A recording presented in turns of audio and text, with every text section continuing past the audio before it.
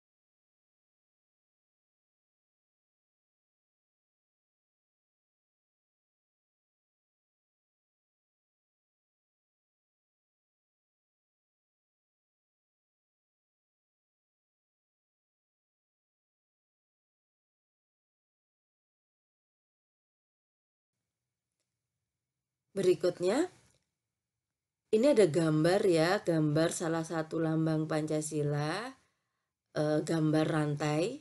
Sila keberapa coba? Oke, soalnya perilaku yang sesuai dengan lambang sila Pancasila tersebut adalah A. Menolong teman yang terjatuh, B. Melaksanakan piket secara rutin, C. Meminta pendapat kepada teman, atau D. Menghormati teman yang beribadah. Coba, yang mana? Kalau ada gambar rantai, dia sila berapa? Terus yang termasuk dalam sila itu yang mana? Pikir dulu. Oke, sudah tahu jawabannya? Ya, kita bahas. Rantai dia masuk di sila kedua. Berarti kita cari mana yang merupakan nilai-nilai Pancasila sila kedua. Yang mana? Betul, yang A. Menolong teman yang terjatuh. Hebat. Selanjutnya, berikut ini yang bukan merupakan tujuan dari Tri Kerukunan Umat Beragama adalah titik-titik. A. Menciptakan kehidupan beragama damai dan rukun. B. Kerukunan antara umat beragama yang satu dengan yang lain. C. Masyarakat Indonesia hidup dengan kebersamaan meskipun banyak perbedaan. D. Memicu terjadinya konflik antar umat beragama. Coba, yang mana yang bukan? Garis bawahi yang bukan. Coba yang mana? Ya, terima kasih sudah menjawab. Kita keep dulu jawabannya ya. Sekarang kita bahas. Kalian masih ingat kan trik kerukunan antar umat beragama itu apa saja? Yang pertama, kerukunan intern umat beragama. Jadi dia itu kerukunan di suatu umat atau komunitas agama itu. Jadi di dalam satu agama, misalkan Islam dengan Islam, Kristen dengan Kristen, kayak gitu, antar umat beragama. Nah, yang kedua, kerukunan antara umat beragama atau antar umat beragama. Ini misalkan Islam dengan Kristen, Hindu dengan Buddha, Hindu dengan Islam, seperti itu. Jadi antara umat beragama. Yang ketiga, kerukunan antara umat beragama dengan pemerintah. Lah, kerukunan umat beragama tidak bisa berjalan dengan baik tanpa keikutsertaan peranan pemerintah. Jadi, ada kebijakan yang dikeluarkan pemerintah yang itu melibatkan tokoh-tokoh agama. Contohnya semacam itu. Lah, sekarang soalnya adalah yang bukan merupakan tujuan dari trik kerukunan umat beragama. Jawaban kalian tadi apa?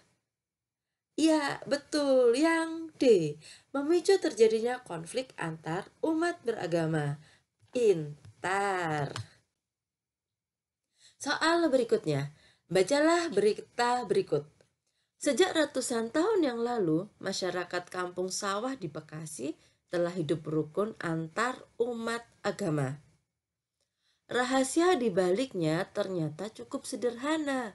Warga kampung sawah sering berkumpul untuk membahas kehidupan bermasyarakat dan sering mengadakan kerja bakti.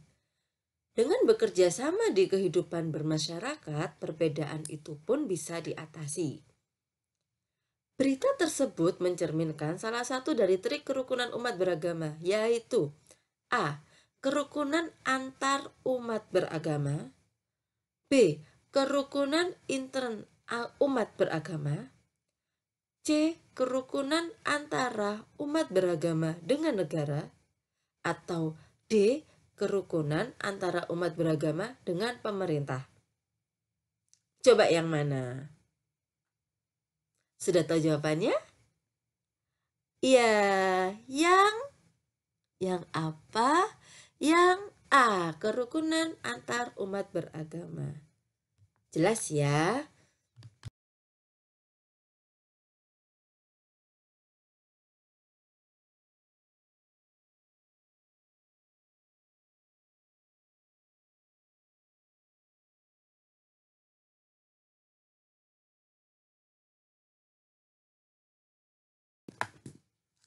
Nomor berikutnya. Perilaku di bawah ini yang bertentangan dengan nilai Pancasila sesuai lambang di atas adalah, ayo itu lambang apa yo? A. Tidak memaksakan pendapat kepada orang lain. B. Menerima hasil keputusan bermusyawarah dengan lapang dada. C. Menyelesaikan masalah tanpa melalui musyawarah. Atau D. Menghormati pendapat orang lain meskipun berbeda. Ya, sekarang itu termasuk gambarnya lambang sila keberapa? Gambar kepala banteng. Ya, tepat sekali, sila keempat. Jadi, yang bertentangan dengan sila keempat yang mana? Yuk, coba dijawab. Hebat, betul. Yang C. Menyelesaikan masalah tanpa melalui musyawarah. Karena berdasarkan dari sila keempat, nilai-nilai pengamalan sila keempat, jika ada masalah atau membicarakan sesuatu, kita melalui musyawarah. Jelas ya? Oke, memasuki di bahasa Indonesia. Nomor 1. Cermati bacaan di bawah ini. 1. Saat dicubit, tubuh terasa sakit lantaran ada otot yang memberikan sensor sakit ke otak. 2. Otot bisa dikatakan sebagai salah satu komponen utama penyusun tubuh. 3. Apabila tidak ada otot, tubuh manusia mungkin hanya sebuah kerangka yang menyeramkan. 4.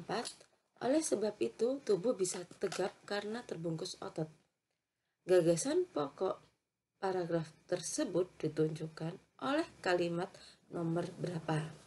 A1, B2, C3, dan D4. Yang mana coba? Ada satu kata khusus satu kata tertentu yang menunjukkan gagasan pokoknya. Ya, betul. Yang D, nomor 4. Karena ada kata oleh sebab itu. Ya, jawabannya yang 4. Kalau kalian masih bingung, kalian bisa lihat video tentang ide pokok, video sebelum video ini ya, yang judulnya tentang materi ide pokok. Amati bacaan berikut. 1. Saat dicubit, tubuh terasa sakit lantaran ada otot yang memberikan sensor sakit ke otak. 2. Otot bisa dikatakan sebagai salah satu komponen utama penyusun tubuh. 3. Apabila tidak ada otot, tubuh manusia mungkin hanya sebuah kerangka yang menyeramkan. 4. Oleh sebab itu, tubuh bisa tegap karena terbungkus otot. Soalnya masih sama dengan sebelumnya, hanya saja pertanyaannya, kalimat pengembang yang tepat dalam paragraf tersebut adalah A. Otot membantu memberikan sensor sakit ke otak di saat tubuh terluka. B. Otot bermanfaat besar untuk membungkus kerangka tubuh manusia. C. Otot bisa dikatakan sebagai salah satu komponen utama penyusun tubuh. Dan D. Otot membantu tubuh manusia untuk dapat berdiri dan membentuk rangka. Yang mana jawabannya? Dicoba jawab dulu ya, Ibu tunggu. Oke, kalau pertanyaannya adalah kalimat pengembang yang tepat dalam paragraf tersebut, berarti kita cari kalimat pengembangnya yang ada di paragraf itu, bukan kalimat utama, gagasan pokok, atau ide pokok. Kan di nomor sebelumnya sudah ada tuh, gagasan pokoknya tubuh bisa tegap karena terbungkus otot. Berarti jawaban yang ada kalimat ini dia salah. Lah, coba yang mana? Yang A, B, C, atau D? Iya, yang C, betul sekali. Otot bisa dikatakan sebagai salah satu komponen utama penyusun tubuh. Ini ada di kalimat nomor 2. Jelas? Ya, semoga jelas ya. Amati paragraf di bawah ini. 1. Saat dicubit, tubuh terasa sakit lantaran ada otot yang memberikan sensor sakit ke otak. 2. Otot bisa dikatakan sebagai salah satu komponen utama penyusun tubuh. 3. Apabila tidak ada otot, tubuh manusia mungkin hanya sebuah kerangka yang menyeramkan. 4. Oleh sebab itu, tubuh bisa tegap karena terbungkus otot. Pertanyaannya, salah satu fungsi otot yang dipaparkan pada paragraf tersebut adalah A. Memberikan bentuk. B. Melindungi organ vital. C. Membantu pernafasan. D. Membantu kerja jantung. Ya, ini adalah macam-macam fungsi otot. Hanya saja, mana yang sesuai dengan bacaan? Coba dipikir, yang mana ya? Sudah tahu jawabannya? Iya, jawabannya ada di di kalimat keempat. Perhatikan kalimat keempat paragraf itu. Dalam kalimat keempat disebutkan bahwa tubuh bisa tegap karena terbungkus oleh otot. Dengan demikian, otot berfungsi memberikan bentuk tubuh. Jawabannya adalah yang A, memberikan bentuk. Soal berikutnya. Oh ya, sedikit tips untuk agar kalian mudah mengerjakan soal bahasa Indonesia adalah kalian sering-sering baca cerita, karena rata-rata soal di bahasa Indonesia itu berupa bacaan.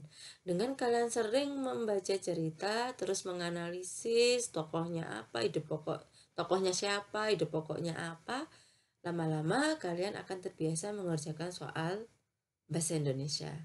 Oke, kembali ke soal. Bacalah paragraf berikut. 1.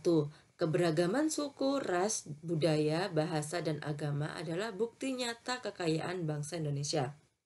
2. Kekayaan keberagaman tersebut dipersatukan oleh dasar negara kita, yaitu Pancasila. 3. Meskipun berbeda-beda, tetapi masyarakat Indonesia tetap satu, yaitu bangsa Indonesia. 4. Oleh sebab itu, masyarakat Indonesia perlu menjaga keberagaman melalui kerukunan hidup berbangsa, bernegara, dan beragama. Gagasan pokok paragraf di atas terdapat pada kalimat yang ditunjukkan nomor. Coba kalian cari. Ada satu kata khusus yang merupakan dia adalah kunci dari jawaban ini. Kata apa itu? Ya, betul. Oleh sebab itu. Jadi bisa ditebak soal ini jawabannya adalah di nomor 4. Keren, kalian semakin lincah ya untuk menjawab soal-soal seperti ini. Pokoknya dilihat kalau di kalimat di para kalimat pada paragraf terakhir ada kata-kata oleh sebab itu, oleh karena itu, seringnya dia adalah gagasan pokok. Oke, kita lanjut ke nomor berikutnya. Soal nomor 5. Bacalah paragraf berikut. 1. Keberagaman suku, ras, budaya, bahasa, dan agama adalah bukti nyata kekayaan bangsa Indonesia. 2. Kekayaan keberagaman tersebut dipersatukan oleh dasar negara kita, yaitu Pancasila. 3. Meskipun berbeda-beda, tetapi masyarakat Indonesia tetap satu, yaitu bangsa Indonesia. 4. Oleh sebab itu, masyarakat Indonesia perlu menjaga keberagaman melalui kerukunan hidup berbangsa, bernegara, dan beragama. Kalimat pengembang pada paragraf di atas adalah A. Bangsa Indonesia yang mengharapkan kemerdekaan, kesejahteraan, kedamaian, dan keadilan. B. Gagasan dasar negara Pancasila menjadi pemersatu kekayaan keberagaman yang dimiliki bangsa Indonesia. C. Keberagaman suku, ras, budaya, bahasa, dan agama adalah bukti nyata kekayaan bangsa Indonesia. Atau D. Masyarakat Indonesia perlu menjaga keberagaman melalui kerukunan hidup berbangsa, bernegara, dan beragama. Yang mana jawabannya? Yuk, kalimat pengembangnya yang mana? Udah tahu? Yuk kita bahas ya. Tadi kan kalimat pokok pikirannya di yang keempat. Nah sekarang kalau kalimat pengembang berarti kita mencari mana kalimat yang kata-katanya itu sama dengan bacaan selain yang di nomor 4. Jawaban kalian apa? Ya benar, yang C. Keberagaman suku, ras, budaya, bahasa, dan agama adalah bukti nyata kekayaan bangsa Indonesia. Kalimat ini ada di kalimat nomor 1. Jelas ya?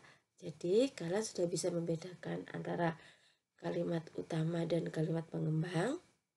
Semoga kalian bisa membedakan. Oke, selanjutnya materi IPA. Soal pertama. Rangka manusia dikelompokkan menjadi 3 kelompok, yaitu A. Kepala, badan, dan kaki.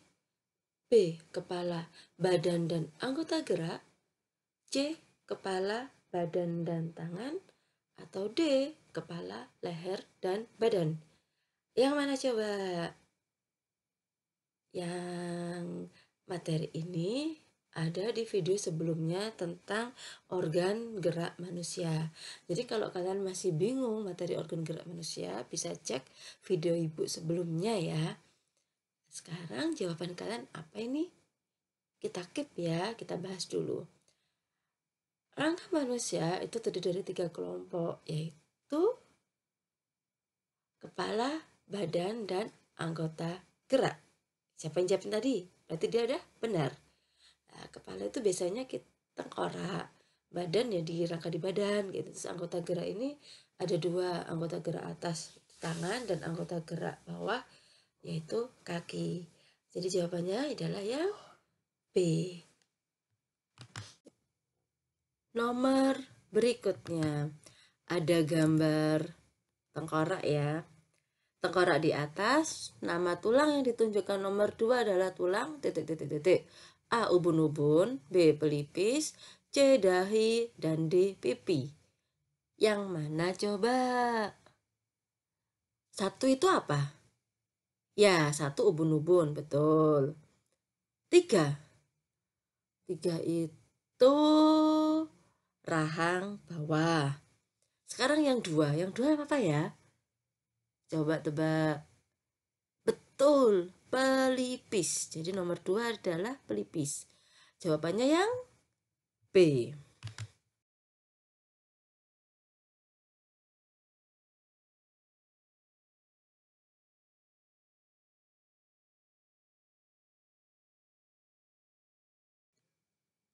Soal berikutnya. Perhatikan gambar rangka anggota gerak ini. Nama tulang yang ditunjukkan pada gambar gerak yang mana? A. Paha pengumpil kering. B. Tulang lengan atas, tulang hasta, tulang pengumpil. C. Tulang paha, tulang betis, tulang pengumpil. Atau D. Tulang lengan atas, tulang betis, tulang hasta. Coba yang mana? Sudah tahu jawabannya? Oke, kita keep dulu, kita bahas ya. Gambar ini adalah tulang anggota gerak atas, yaitu tangan. Nah, kita analisa pilihannya. Tangan ini berarti dia pakai yang tulang lengan atas. Nah, paha A dan C itu kan ada paha. Paha apakah ada di tangan? Tidak, paha ada di kaki. Jadi A dan C auto salah. Sekarang kita perhatikan B dan D.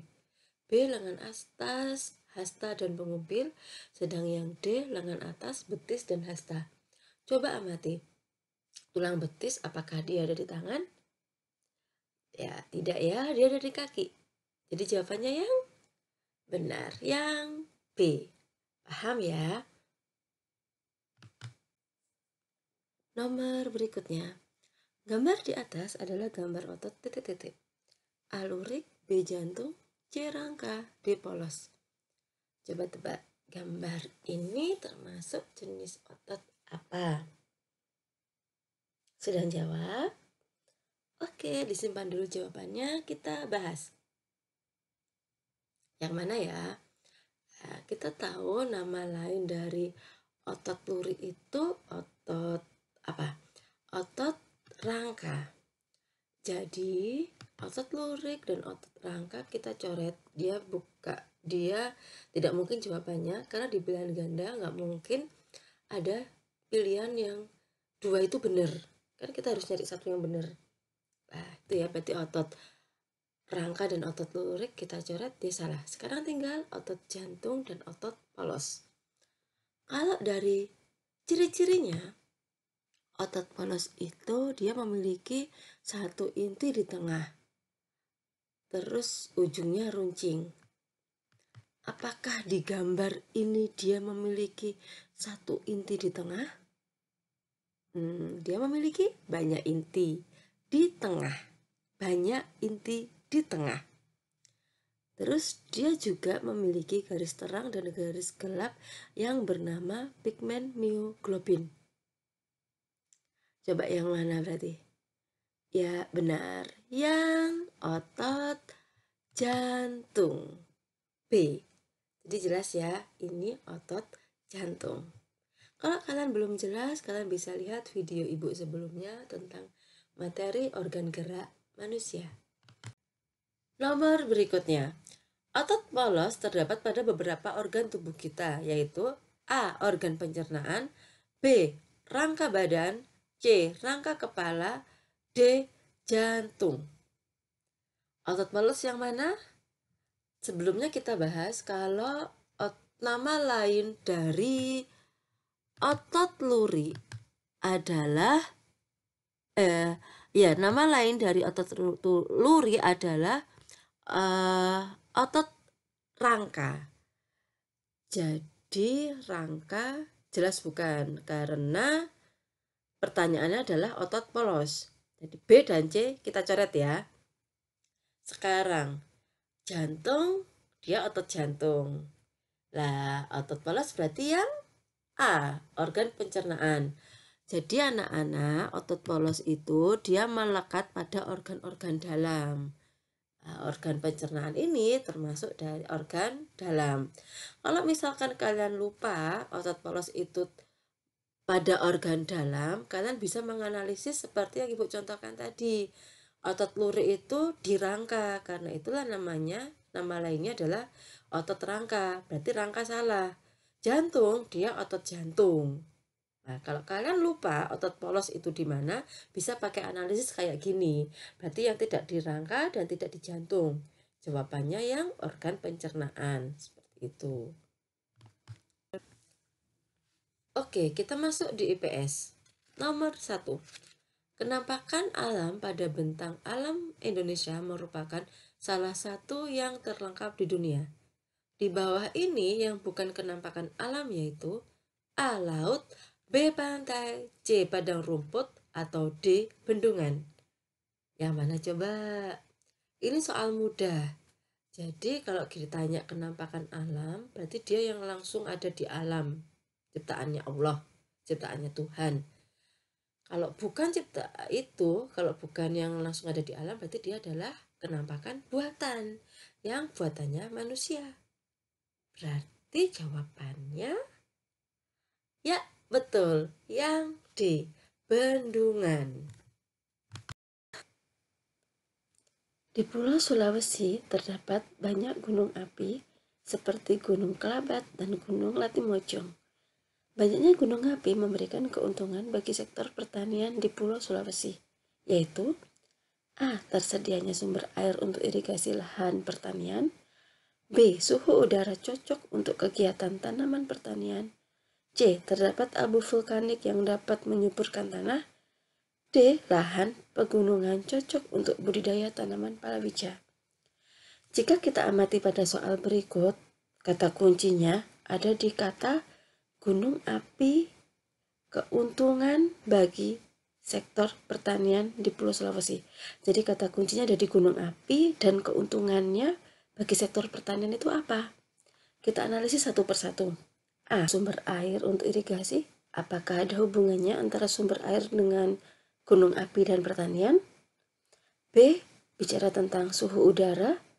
Apakah ada hubungannya? C. Tentang abu vulkanik. Apakah abu vulkanik memiliki hubungan antara gunung api dengan pertanian? D. Lahan pegunungan cocok untuk budidaya. Apakah ada hubungannya antara lahan dengan gunung api dan ini menguntungkan untuk pertanian? Ayo coba dijawab, kira-kira mana yang tepat? Sudah tahu jawabannya? Oke, yang mana? Betul sekali, yang C. Kenapa bisa C? Karena tanah di sekitar gunung api merupakan jenis tanah vulkanik. Jenis tanah ini merupakan hasil dari pengendapan abu vulkanik akibat letusan gunung api.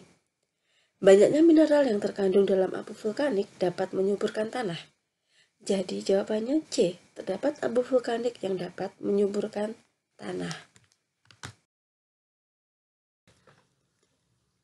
Indonesia memiliki beragam jenis tarian. Tarian pada gambar di samping merupakan tarian yang berasal dari, coba tebak, ini tarian apa? Ya, tari pendet, betul. Kalau tari pendet berarti dia dari mana? Pilihannya peta-peta nih, jadi kalian kalau untuk IPS usahakan menghafal bentuk-bentuk peta buta Indonesia, terutama peta-peta besar. Beberapa peta kecil juga penting, tapi yang sering keluar peta besar dan beberapa peta kecil ya. Minta tolong dihafal. Oke, yang A itu Jawa. Apakah pendek dari Jawa? Yang B itu mana coba? Iya, betul. B itu peta Sumatera. Yang C peta pintar sekali, peta Kalimantan. Dan yang D, ayo, peta apa itu? Yap, itu peta Bali. Jadi, jawabannya yang mana? Tari pendet berasal dari Bali. Betul, pintar. Ye. Persebaran fauna di Indonesia terdiri dari fauna Indonesia bagian barat, bagian tengah, dan bagian timur.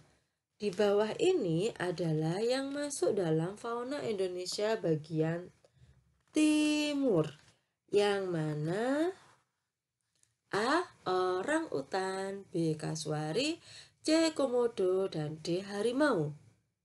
Yang manakah yang masuk Indonesia Timur? Nah, kita mengenal fauna Indonesia itu dibagi menjadi 3.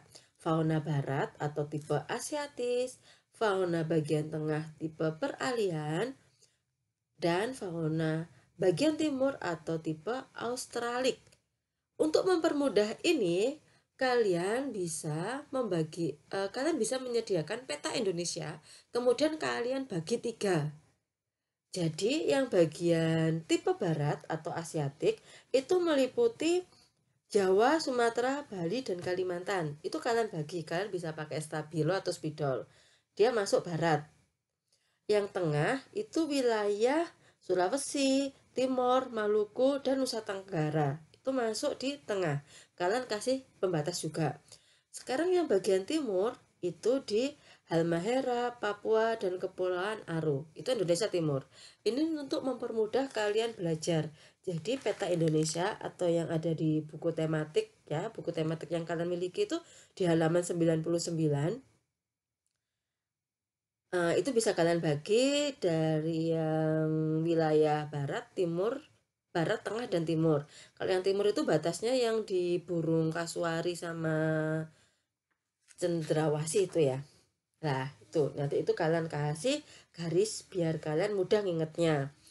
Sekarang pertanyaannya tadi adalah Indonesia bagian timur. Nah, setelah digaris enak kan? Kalian bisa tahu kan yang mana? Kalau orang utan itu kan dia masuk di bagian barat. Kasuari, ya betul, kasuari yang di bagian timur. Komodo ini di tengah, dia peralihan. Terus ada harimau masuk di barat. Selain hewan-hewan tipe ini juga ada hewan yang dia itu hidup di tiga bagian Indonesia tersebut. Jadi ada hewan yang dia ada di bagian barat, ada di bagian tengah, dan di bagian timur. Di semua wilayah ini ada hewan ini. Contohnya apa? Contohnya adalah ular. Ular ada di semua ini. Biawak itu juga ada di 3 bagian daerah wilayah Indonesia ini. Oke, jelas ya. Dengan memberi gambar pada peta, insya Allah kalian akan lebih mudah memahami batas-batas fauna di Indonesia. Oke. Setelah fauna, kita beralih ke soal flora. Indonesia sangat kaya dengan keragaman flora dan fauna. Keanekaragaman hayati Indonesia bahkan termasuk 3 besar dunia bersama dengan Brasil di Amerika Selatan dan Zaire di Afrika. Di bawah ini yang merupakan karakteristik beragamnya flora di Indo-Malayan, yang mana A. Terdapat hutan kayu putih, B. Jenis anggreknya banyak, C. Banyak terdapat tumbuhan sagu, atau D. Terdapat berbagai jenis rotan. Lah, untuk mempermudah kalian belajar tentang flora, tipsnya sama seperti yang pertama. Kalian di halaman 99 buku tematik bisa memberi garis pembatas persebaran flora di Indonesia. Jadi persebaran flora di Indonesia ada Indo-Malayan dan Indo-Australian. Dibedakan menjadi 2 ini. Indo-Malayan itu mana aja? Kalimantan, Sumatera, Jawa, dan Bali. Jadi kalian beri garis antara peta Kalimantan dan Sulawesi. Ya, bawahnya itu antara Jawa dengan NTT itu kalian kasih pembatas. Yang sebelah kiri masuk Indo-Malayan, sebelah kanan masuk Indo-Australian. Indo-Australian itu Sulawesi, Maluku, Nusa Tenggara, dan Papua. Kalau kita coba amati flora di Indo-Malayan dengan fauna di tipe asiatis. Mereka memiliki wilayah yang sama, yaitu Kalimantan, Sumatera, Jawa, dan Bali. Jadi untuk mengingat pembagian flora dan fauna yang tipe Indo-Malayan itu sama dengan tipe asiatis. Untuk wilayahnya ya, pembatasan wilayahnya itu sama. Nah, kalian bisa kasih batas warna lain. Kalau misalkan tadi sudah pakai stabilo warna kuning atau spidol warna kuning, sekarang kalian bisa pakai spidol warna yang lain untuk halaman 99. Faunanya dibagi menjadi tiga daerah, dan floranya dibagi menjadi 2. Ini untuk mempermudah kalian belajar. Oke, kembali ke soal. Sekarang yang masuk di Indo-Malayan. Indo-Malayan ini berarti daerah Kalimantan, Sumatera, Jawa, dan Bali. Yang mana? Kita analisis satu persatu. A. Terdapat hutan kayu putih. Apakah di Indo-Malayan ada hutan kayu putih? Ya, banyaknya di yang Indo-Australian. Jadi A salah ya. Yang B, jenis anggrek banyak. Untuk Indo-Malayan jenis anggreknya sedikit. Yang C, banyak terdapat tumbuhan sagu. Lah, kita mengenal sagu itu ada di Papua, dan Papua itu masuk di Indo-Australian. Jadi yang C salah. So, jawabannya yang mana? Ya, yang D, terdapat berbagai jenis rotan. Paham ya? Semoga kalian bisa mudah untuk mempelajari materi ini. Oke, memasuki di SBDP. SBDP pada materi tema 1 subtema 2 kita membahas tentang cover. Kalian tahu cover buku, cover majalah itu berarti bagian yang menutupi. Dan cover ini dia itu nggak hanya yang halaman depan, tapi juga halaman belakang. Jadi yang dinamakan cover buku, cover majalah itu adalah desain halaman depan dan halaman belakangnya. Ya, jadi ada 2, bagian depan dan bagian belakang. Oke, sekarang kita masuk di soal. Cover buku dibuat dengan tujuan untuk titik-titik. A. Menaikkan harga buku. B. Membuat kemasan buku menarik. C. Membuat penulis buku terkenal. D. Membuat penerbit terkenal. Yang mana coba? Ya, betul. Membuat kemasan buku menarik.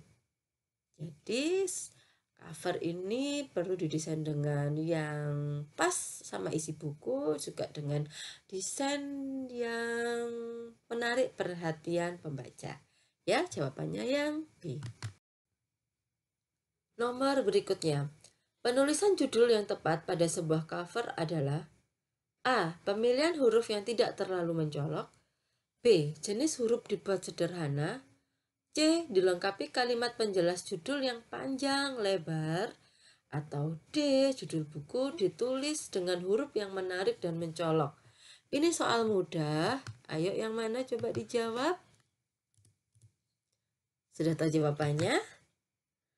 Ya, betul. Yang D. Judul ditulis dengan huruf yang menarik dan mencolok. Jadi tuh kalau kita ke toko buku itu udah langsung terlihat, terbaca gitu jarak sekian meter. Judulnya ini, judulnya A, judulnya B, judulnya C. Karena dengan judul itu juga salah satu hal yang menarik sebuah buku. Semakin menarik judulnya, terus fontnya juga mendukung, buku tersebut biasanya banyak peminat. Nomor selanjutnya, seseorang tertarik pada sebuah buku saat pertama kali melihat titik-titik bukunya. A. Nama pengarang. B. Isi. C. Penerbit. D. Cover. Ya, biasanya kalau kita ke toko buku, buku itu kan masih di plastik ya, masih dikasih bungkus plastik kayak gitu kan. Jadi, apa yang pertama kali membuat kalian tertarik? Yang mana coba? Biasanya kalau untuk orang-orang yang sudah mengenal penulis, ini mereka tuh tertarik dari nama pengarang. Ada yang seperti itu. Ada juga yang dia tertarik di nama penerbit. Juga ada yang seperti itu. Jadi sebenarnya soal ini bisa dari pengarang atau penerbit atau covernya. Karena cover itu menarik. Hanya saja karena kita mencari jawaban yang paling benar. Kalau untuk anak-anak ini biasanya yang menarik adalah cover. Terkait warnanya, judulnya, gambarnya. Tetapi mungkin kalau sudah mengenal ya seperti orang dewasa, itu nama penuh pengarangnya kayak semacam Andrea Hirata, Terelie, Asma Nadia. Walaupun belum tahu apa covernya ganti-ganti, kalau sudah ada nama itu kita akan tertarik dengan buku tersebut. Tapi kalau untuk anak-anak, seringkali yang membuat tertarik adalah cover buku. Jadi jawabannya yang D. Lanjut, identitas penerbit terdapat pada bagian cover buku identitas penerbit terdapat pada bagian cover titik-titik buku. A depan, B samping, C belakang, D depan atau belakang. Yang mana coba? Kalian punya buku bacaan? Bisa dicek penerbitnya ada di sebelah mana? Bingung ya? Ya, dia biasanya ada di depan, kadang ada di belakang gitu kan, tergantung dengan desain bukunya. Jadi jawabannya yang depan atau belakang. Ya, betul. Karena masing-masing buku untuk desainnya itu berbeda-beda. Identitas penerbit, ada buku yang identitasnya itu penerbit di depan, ada yang di bagian belakang. Tuh, paham ya? Jadi di depan atau di belakang. Nomor terakhir. Berikut ini merupakan unsur-unsur cover depan sebuah buku adalah titik-titik. A. Sinopsis buku, B. Alamat penerbit, C. Biografi penulis, atau D. Gambar yang mewakili isi buku. Pertanyaannya adalah cover depan buku. Perhatikan buku bacaan kalian. Kalau misalkan di kanan, kiri, atau di rak kalian ada buku, bisa diambil terus diperhatikan. Di bagian depan ada sinopsis enggak? Di bagian depan ada alamat penerbit enggak? Bagian depan ada biografi penulis enggak? Atau ada gambar yang mewakili isi buku enggak? Jawabannya apa coba? Ya, betul. Gambar yang mewakili isi buku. Karena sinopsis buku itu seringkali di bagian akhir. Alamat penerbit juga bisa dibedakan ya. Kalau identitas penerbitnya, nama penerbitnya itu bisa di depan atau di belakang. Tapi seringkali kalau alamat penerbit kayak alamat emailnya, webnya, nomor HP, nomor telepon itu biasanya di bagian belakang. Terus kalau biografi penulis itu juga biasanya ada di halaman belakang atau seringkali di dalam buku yang itu di bagian akhir buku. Jadi jawabannya yang D. Ya, sudah jelas untuk tema 1 subtema 2. Terima kasih sudah mengikuti video ini. Semoga bermanfaat. Wassalamualaikum warahmatullahi wabarakatuh.